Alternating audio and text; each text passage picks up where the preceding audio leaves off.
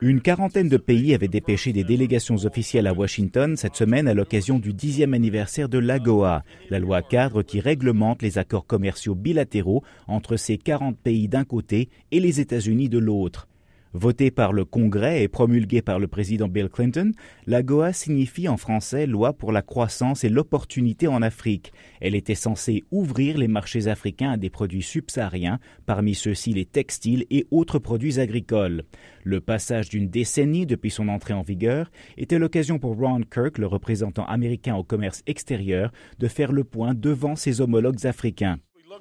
Alors que nous nous penchons sur les 10 dernières années, les échanges commerciaux bilatéraux entre les États-Unis et l'Afrique ont plus que doublé. Les exportations africaines à destination des États-Unis ont plus que doublé, atteignant près de 47 milliards de dollars en 2009.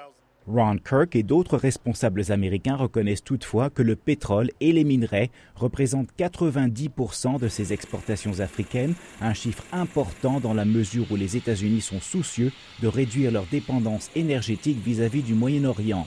Mais l'administration Obama affirme que dans l'ensemble, l'AGOA a quand même permis une diversification des échanges bilatéraux. Ceci dit, dans certains domaines comme les textiles, les exportations africaines ont même baissé ces dernières années, en partie à cause de la concurrence de pays comme l'Inde ou le Bangladesh qui produisent à moindre coût. À tous ces problèmes s'ajoutent d'importants défis structurels, comme l'explique Frida Angélique Umureroa, directrice d'une compagnie spécialisée dans la promotion des produits burundais.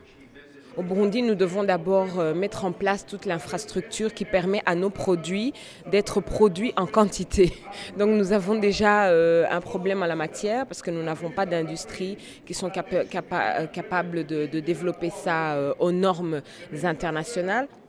Marguerite Ombe, qui conseille et forme des femmes chefs d'entreprise au Congo-Brazzaville, reconnaît ces difficultés, mais croit cependant à l'esprit d'initiative de ses compatriotes. Aujourd'hui, si on nous donne la possibilité effectivement que le marché américain soit ouvert et qu'il y ait des incitations qui soient là, je pense que c'est à nous de nous organiser, de trouver sur la liste justement des produits qui sont exportables aux États-Unis, sur cette liste-là.